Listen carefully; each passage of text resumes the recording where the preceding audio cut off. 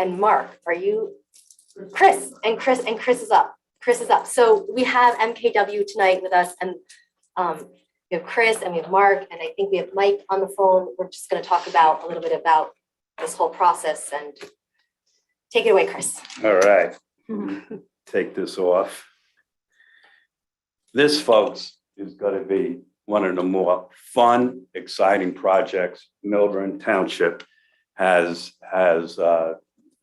going to do. I've been living in town for the better part of 40 years, and everyone knows me, everyone on the committee knows me, that I like to volunteer. And out of all the committees and out of all the volunteer stuff that I have done, this to Chris Drucker is one of the more exciting projects that we could do. So this project is Gateway to Milburn and opening up Taylor Park. What I'm gonna do now is I'm gonna tell everyone who is on the subcommittee, and then I'm gonna hand it off to Mark. Just to let you folks know, the I don't want to take Mark's thunder, but the subcommittee has met 5 or 6 times, and we had 10 firms that gave us RFPs, and we spent hours on this committee. And what's going to happen with this committee, we're going to open it up to the township committee here, and then to the general public, and then to MKW is going to give their presentation. So these are the folks that are on the subcommittee. We were led by Jesse Molman, and let me give a couple of K-dos if you folks don't mind, to Jesse Molman.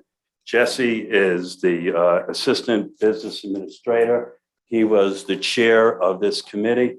And I have to say, Jesse is extremely intelligent, articulate.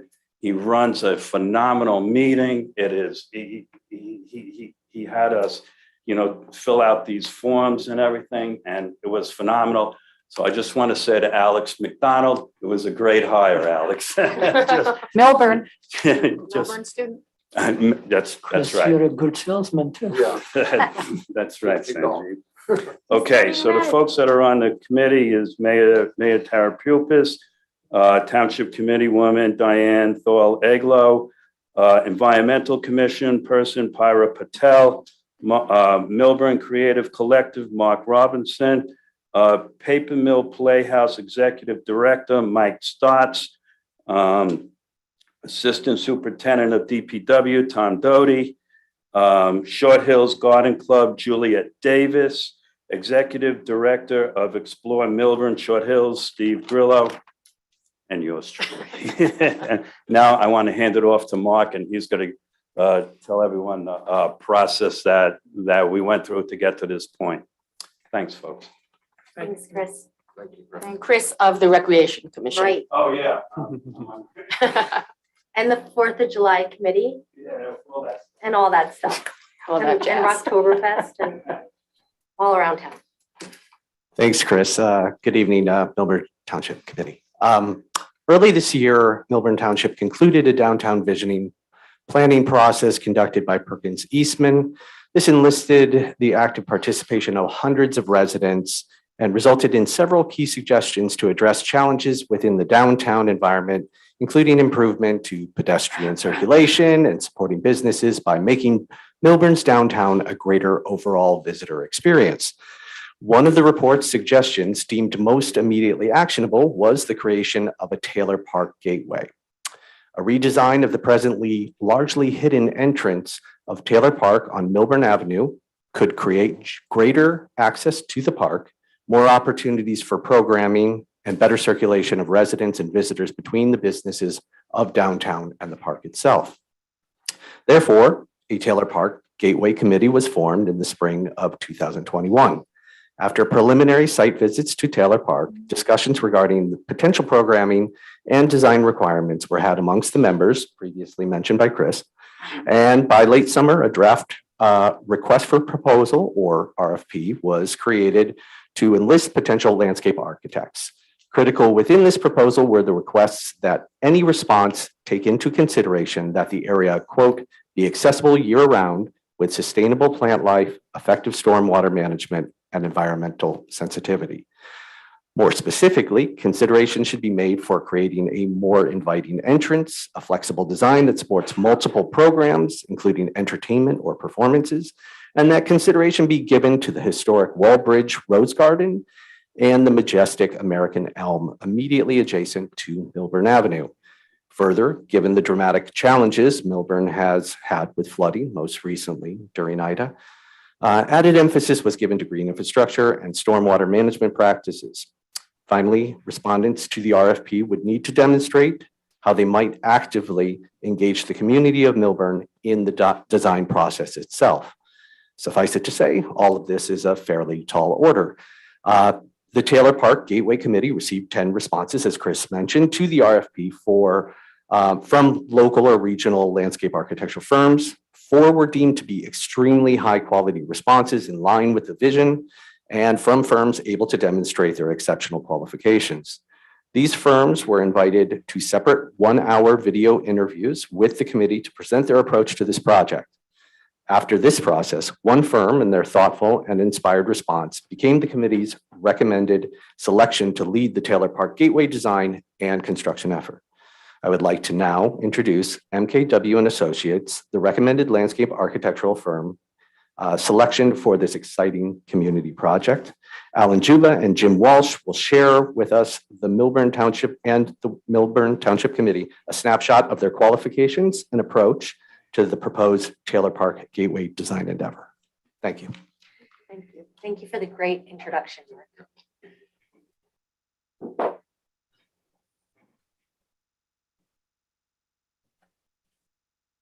Okay, thank you again for that, Mark. That was a great introduction, and good evening, everyone. I'm glad to meet everyone here this evening in front of me and behind me as well. My name again is Alan Juba. I answer to Al or Alan, one or the other, doesn't matter.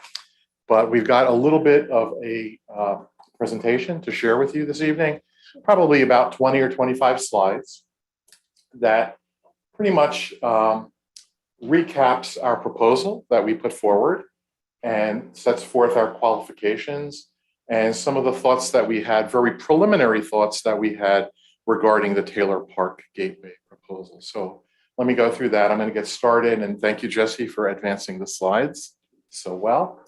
The team that we have assembled for this project, of course, we've got the Township of Milburn as part of the client team for this project. Very important that you'll be providing input to us and direction as we move forward. Mkw and Associates, we are landscape architects. The firm has been in existence for 57 plus years. We are located in Rutherford, New Jersey. About a half an hour it took for us to get here this evening. Not bad at all.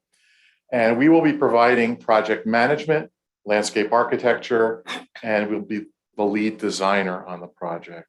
I am principal in charge for the project. Jim Welsh will be project manager and senior landscape architect on the project. And we have Ryan and Vivian from our office also, who will be working on the project, providing support and design work for it. We have teamed with Boswell Engineering to provide engineering services for the project, because this is not purely a landscape architectural project, but requires some support in the form of engineering. Civil engineering, for example, they're located in South Hackensack. We have quite a good relationship with them. We've been working with them on previous projects and current projects as well. So we are very much simpatico, if I may use that word. Going forward, just want to mention, that's the next slide is good. Just want to mention that we know New Jersey, and this is just very a quick sort of assemblage of projects that we have been working on that are either been constructed, such as Dundee Island Park in Passaic, New Jersey, as you see in the middle top row, Riverside County Park in Lyndhurst, phase 1 of which is under construction right now. We've worked in Mercer County for the Mercer County Master Gardeners, the Outdoor Learning Center in Newark, New Jersey, the Bishop Quad at Rutgers University, and then a Boswell project, Castle Point and Sinatra Park in Hoboken. So we do know New Jersey. We've got expertise. We understand the vagaries of working in this state and such, and we will bring that to this project as well. We like to explore possibilities on projects. As designers, we are trained to look at different options and how we might develop any particular project. We don't like to approach any particular project with any set of ideas that we bring, but we like to explore possibilities. This is just a real quick snapshot of projects we've worked on in New Jersey and abroad. Pier 84 at Hudson River Park in New York, for example. We worked on a number of botanical garden projects, such as at the Dallas Arboretum, the Children's Adventure Garden there, the Children's Adventure Garden at the New York Botanical Garden in the Bronx as well. And then on other projects in Brooklyn, also in Lyndhurst, again, Riverside County Park, and the University of Georgia Botanical Garden at Children's Garden there. So we bring, I think, that expertise, that level of knowledge of landscape architecture, of planting, of how things work in this state, and would love to, express that in this project as well. The last slide I want to talk about before turning it over to Jim is the fact that we listen. We've been told before that we're really good listeners, and that oftentimes that relationship between a client and a design professional isn't the strongest. I've heard horror stories before. And I like to think that we're very good listeners, and we do so in a very formal way through the introduction of community meetings, which we're looking to do on this project. We just sitting here tonight, we hear how important public input is into meetings. These are just some really quick snapshots again of public meetings that we've done in the past. For example, the Dundee Island Park project, the community meeting there, Lincoln School, another project that we did in Newark, New Jersey, to establish scoping meetings, Highbridge Park in Upper Manhattan for a master plan. And we do these in person and we do them remotely. And we do them as hybrid approaches too. So just because we've all been dealing with the pandemic over the past almost 2 years now, we've still been doing these community meetings. Some people are comfortable doing them in person. So very often we do these as hybrid approaches too. And that's what we'll bring to this project. From there, I want to turn it over to Jim so he can talk about how we see the big picture on this project. Good evening. Thank you, Al. Good evening, everybody. Thank you. When we approach a project, as I was saying, we don't come to the project with a pre-formulated set of ideas. We want to hear from the community, but we also want to look at what's going on around the project in itself. We understand that there's been many other studies about the town in general for the master plan. Taylor Park had a strategic plan done in 2020, as well as in 2021, the completed downtown vision plan. So we're going to learn from all those pieces that were done already. We're not starting anew. We're going back to them, taking the best nuggets out of them and bringing them forward into this project that we're going to be starting. Also, when we look at a project, we understand that as much as the right picture shows the project area that we were told to focus on, we understand that the project is affected by things beyond that. The local community, as well as the whole town, as well as possibly even the towns around it and those connections that happen out there. So it's as much as it is about one space, ultimately we'll do contract documents for that. There are many other effects that will impact the design and guide and inform the design as it moves forward. In particular, the neighborhood context, the downtown retail core will be a major impact on the design of the site as well as Taylor Park itself. What the slide is showing now is what would be like a 5-minute walking radius from the project site that includes the whole downtown retail core, and it reaches out as far as the Paper Mill Playhouse, basically. So it's an important area, and we'll be drawing on a lot of the constituents in those areas to inform and help us develop the design for this project. Once again, just looking at what's going on in that downtown retail core and what's going to be impacting the design, we see that there's a combination of food and beverage establishments, as well as general merchandise and general services as well. So we're looking at that, and we're hoping to use that information to guide the design once again. Maybe The design of the park can help those businesses. Maybe those businesses could help the programming of that park and help become a more lively space as it moves forward. We don't come to the project with a preset idea for what it should be, but we do come with precedent images of what's been done in the past. So what we're going to be doing as we start the design of this project is sharing ideas of what's been done in other places so that we don't talk about, do you like this or do you like that? We can show you images. People give us better reactions, more true reactions from looking at pictures because it's better to look at them and understand what we're talking about. The combination of words and pictures is much more supportive to our design process than just words alone, because words can get a little bit confusing. With our 50+ years of experience, we understand what typically makes a space successful, a public outdoor space. So these are just some of the things that we were thinking about. Ideas that we'll bring to the community as potential program ideas. Let's go to the next slide, maybe. We know that typically ample and varied seating options are important to a public space such as this. And whether it's seating on benches, as we see in the top left, seating on seat walls to the right, seating with movable tables and chairs to the bottom left, or even just other things to sit on, be it rocks and boulders. Those are all different ways that people sit. And I think that the idea of varied seating options will attract different groups there. Maybe the youth might be more attracted to the walls and the rocks kind of a thing. So we'll work with the committee and the townspeople to understand what the desires are and what their vision is for this place, help to draw it out so that we can bring that to the project. Let's go to the next slide. Flexibly programmed space is important. Whether, it could be an open space one day, it could be filled with a town fair type of event or a town market on the left, top left. Something as simple as a food vendor, an ice cream maker coming in there and providing an opportunity after a game in the park for people to kind of walk towards the street as opposed to walk towards the downtown retail core as opposed to walking in a different direction, starting to pull it all together. Multi-use space, the bottom left, showing maybe a yoga or a Tai Chi or something like that, where people can come to that space and do that activity. And that activity might be programmed by a local business, featured by a local business. So once again, that the businesses and the community working together. Connecting people in place is very important as well, through whether it's a performance space or visual displays, even just an enhancing streetscape. Those are all different ideas that we'll work with and we'll bring out ideas and share with the community.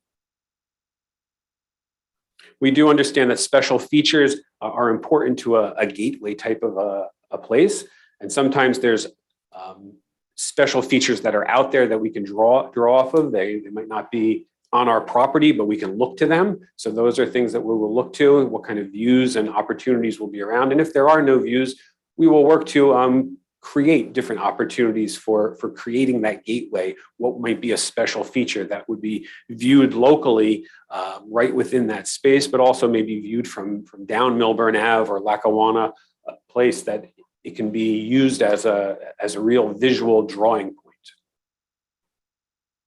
One thought that we did have was coming down Lackawanna Place. The top part of the slide shows what that view is from the train station down to the park right now, and it's kind of nondescript. There's something down there, but we're not quite sure what it is. But if we use one of those larger features, some sort of element, something that might be locally driven in terms of an idea or an icon, at the end of that view, it might draw a connection, make the connection not only between the train station and the park and the train station and the downtown retail core, but also even up to the reservation as well.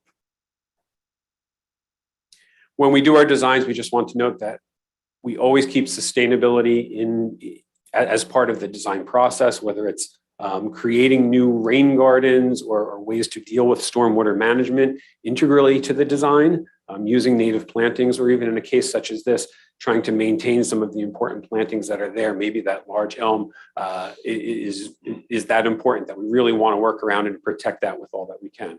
Another idea is permeable pavements that we've used on other projects as well. So with that, I'm going to go back to Al here for a second. Thank you, Jim. Just to wrap up with a couple more slides, the sort of nitty gritty, some of the details. We're looking at a preliminary schedule that we put together going forward on the project. As design professionals, there's a certain sequence through which we work, the design process, as we call it. We start out with site analysis, understanding what the site is like. For example, you can see that task in the bar chart here on the left side. And during that site analysis phase, which is phase A here, we'll be doing a community meeting, which we are envisioning happening about 6 weeks after we've been authorized to proceed on the project.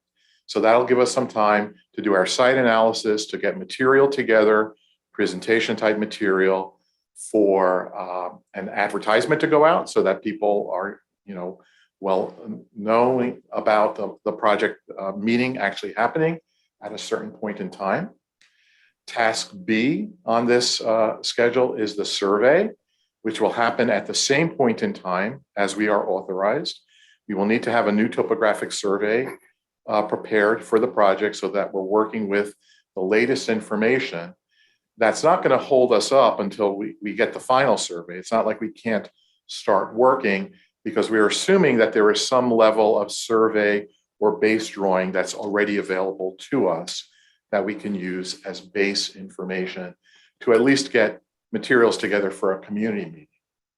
From there, we go on to task C, which is schematic design, where we start putting together design ideas, things that we've heard about in the first community meeting that we've done under task A, with some filtration by the client team as well, of course. Coming up with various ideas. At the end of schematic design, or towards the end of schematic design, is when we do our second community meeting for the project, where we come back to the community, talk about how we've made ideas become reality. I should mention that the first community meeting that we're doing, we're looking to do that in a two-part sort of a format. The same night, the first part would be where we would be giving our take, our understanding of the site, what some of the design issues are, and presenting the matter of fact at hand. The second part of that meeting is where we would be listening to the community, putting on our listening shoes, so to speak, and to hear what people have to say. And that's what's informing our schematic design. Going back to the community that second time to show the sort of vetted design that we've come up with, you as a client team. Once we get closure on that, there may be additional comments that we hear at that community meeting that can be filtered into to come up with a final schematic design for the project. From there, we go on to design development, where we are refining the design. The direction has already been established for the design, but we're refining it with the grading, and engineers are coming in to apply their level of civil engineering expertise, that sort of thing.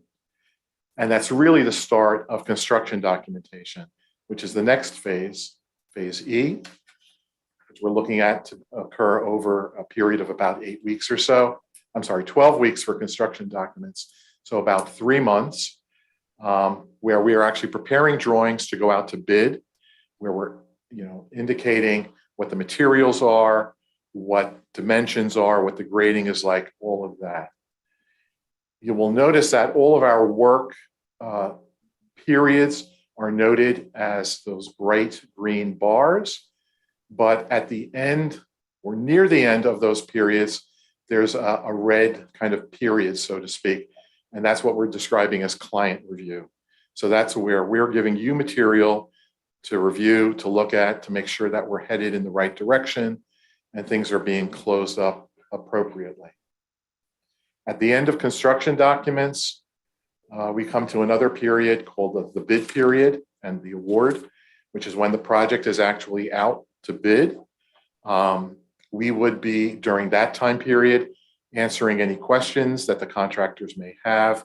We would be reviewing bids received, things of that nature, and then finish up with the construction period. where the project is actually under construction. We are still involved during that time frame. We are involved in such a way to make sure that the contractor is building the project as we have specified, the materials, making sure that the concrete is the correct concrete, for example. The plant material is as specified and is of quality as specified, things of that nature. So in a nutshell, the overall scheme that we're looking at here is more or less about a 9 or a 9.5 month period for design.